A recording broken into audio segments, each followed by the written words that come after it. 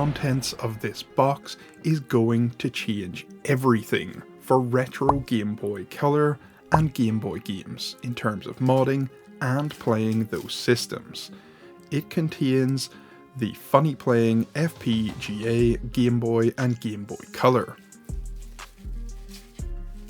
This is much like the Analog Pocket, it's completely new equipment. So no retro pieces, nothing here from Nintendo. This is all brand new hardware. As you can see from opening this up, you get your screen, you get the chipset needed, and you'll require Funny Playing's custom Game Boy Color shell. You will need the buttons and inserts. It comes with the speaker as well. The buttons and inserts can be just regular Game Boy Color, they don't need to be customized. And as you can see here, mine has come with the battery and everything installed. I ordered this in the UK from Z Labs. You can order it directly from Funny Playing as well, and it will just take a little bit longer in terms of the shipment. But the Funny Playing one came with the battery already installed, a little bit of tape over the cartridge reader there as well. And this whole package cost me I think around £80 in the UK. It is a lot less if you order it from Funny Playing themselves. So as you can see here, I have a couple of consoles that I've modified before, and I'm just showing these to give some context. So this is a Game Boy Advance SP. I left the original shell, but I did fit it with one of these very nice IPS screens. I done another Game Boy Advance SP. Again, this is with the IPS screen, but as you can see, I've customized the shell so that it looks like an SNES. It's really cool. The buttons on the inside are really nice. And yeah, I really enjoyed that one, and again, much like the last one, the screen looks absolutely fantastic. And here we have the original Game Boy Color and a translucent Game Boy Pocket. Now, the reason that I'm showing these is because this is now the fully built FPGA Game Boy from Funny Playing.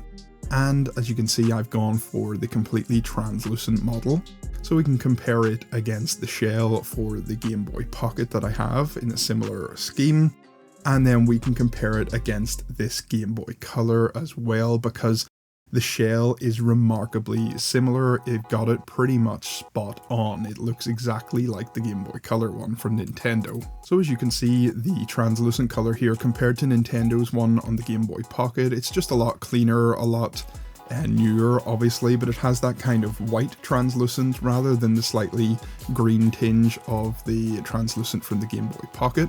Now flipping it over on the back, you can see the stickers here from the Game Boy one. In the package that came from Z Labs, they actually had the stickers included there that you can stick on, but I've chosen to take them and put them away. I like having it completely clear on the back so you can see the cartridge when it's installed, and you can see the battery and stuff there as well in the back. It does have the Nintendo logo and everything on the front, so comparing it against the Game Boy Color, it does look very similar. On the side, you have your port for the link cable, and you have your volume button on the Game Boy Color, and up top here we have the infrared sensor. There's no infrared sensor in the FPGA one, it's just covered up. And here we see the battery pack on the back, so see-through again, and this one comes with a rechargeable USB-C. So in terms of the feel, I just put this one together. I will provide a link below to a really good guide on how to put this together, but the feel is really nice. The D-pad itself feels very similar to the Nintendo one. Buttons are nice and firm, no mushiness here. The USB-C charging is fantastic. Another thing I really like with this one is the volume wheel. So instead of it being a full wheel, it's kind of a rocker that rocks up and down, but it can also press in and function as another button to get to the menu system, and I'll show you that a little bit later on. but everything feels as it should here. It feels really nice. But what is a handheld system without games? So let's get over to my collection here. We'll pick out a couple of different cartridges. So the first one, I'm going to go for a copy of Kirby's Tilt and Tumble, but we'll see if it works with that inbuilt gyroscope in our gyro sensor. We'll go for the classic Tetris, which is probably the most played Game Boy game. Copy of Super Mario Land, because we don't want to forget the mascot. And then we're going to look at the Game Boy camera, just to see if it'll work with some other specialized cartridges and make sure everything is okay there. So as I said, you will notice on the back I've left the stickers off completely, and that's because I wanted to see the art on the cartridge, and that's one of the main selling points for me in having the see-through console. It just gives a really nice fun look, and something that we're not used to. We're used to having that hidden away. But here you can see it shows up absolutely perfectly. So let's get this thing on. It's starting in Game Boy mode. So as I said, you can have this on Game Boy or Game Boy Color mode. And for the original Game Boy games, much like the Game Boy Color, it will just simulate a different kind of color palette. So looking at the viewing angles there, they look really good. The screen is really bright, really nice looking.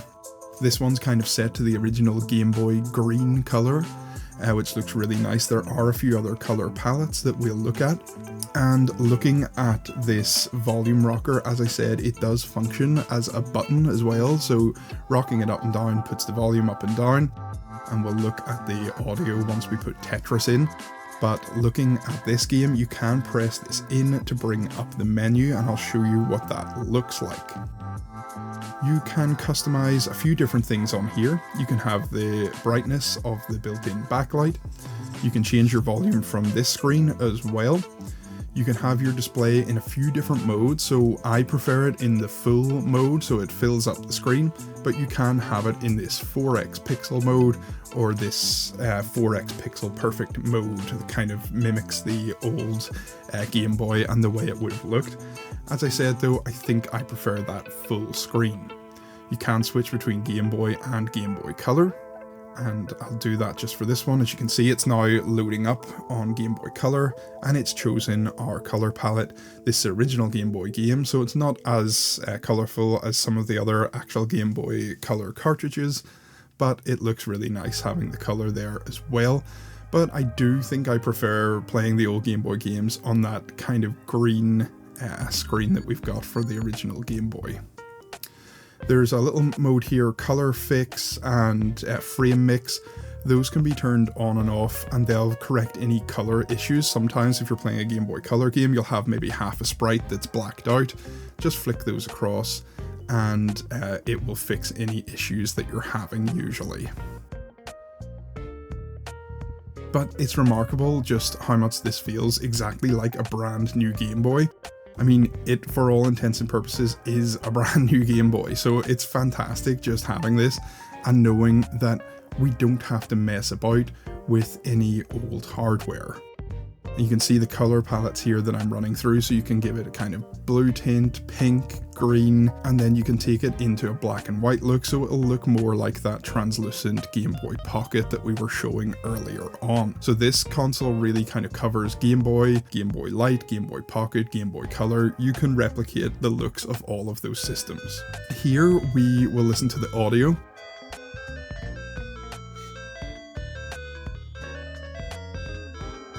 As you can tell, the sound for Tetris there, it comes across really nice, really crisp. It is really, really loud, which is great. The only problem I had with the sound was that if you leave this console, it was very hard to capture on audio, but if you leave the console with a kind of lower volume and there's points where there's silence, there is a bit of a buzz, which is unfortunate. Other than that, when the actual sound of the full game's on and you can't hear that buzzing noise, it's not there all the time. It's just like a little hum. When that's not present and you're playing a game normally, the sound is actually pretty good. It's really loud compared to the original Game Boy Color speaker, so that is a plus. Tetris worked out perfectly fine. Let's try out Kirby Tilt and Tumble now as well. So here, this is an actual Game Boy Color cartridge, so you can see the really nice color schemes on this one. It really pops and looks great on the screen. So for those that aren't aware, Kirby's Tilt and Tumble, it has a gyro sensor built into the cartridge. So I'm actually controlling this with motion controls. It's quite hard to capture this and play at the same time, so I'm not doing the best job here, but it works really nicely. So it does work with those slightly stranger Game Boy and Game Boy Color cartridges with built-in chips or rumbles and things like that, and we'll try it out later on in a second with the Game Boy camera as well. And as you can tell, it's working fantastically. Here you can see my hand. Give you all a thumbs up, and we'll flip the camera around and you can see yourselves the wonderful little camera lens there. So all cartridges work really well. So what do I think of the funny Playing FPGA Game Boy Color? Well, this one is a really nice purchase. Compared to an Analog Pocket, if you're looking just to play Game Boy or Game Boy Color games, this is something to definitely keep an eye on. At $70 compared to $220, this is a really fun project if you're into modding or you're just starting out with modding or making your own consoles or systems. It does come across as a really simple build. There's no soldering or anything like that required for this one, so it is a simple build. And I think in terms of the quality of the games and the price, it's really nice. If you're looking to do anything extra on top of Game Boy or Game Boy Color, obviously the Analog Pocket is still probably the way to go, but they have quite a lot of scarcity, they're hard to find, and they are incredibly expensive. So if you're looking for something just to play Game Boy or Game Boy Color, if you're interested in modding or building your own system, it'll be really fun as a first time modding or building project. There's very little to it. It's connecting batteries up and connecting speakers up, putting the shell together. It's really easy. It should take you about 15 or 20 minutes. Just be careful and put it all together and you'll have a fantastic time.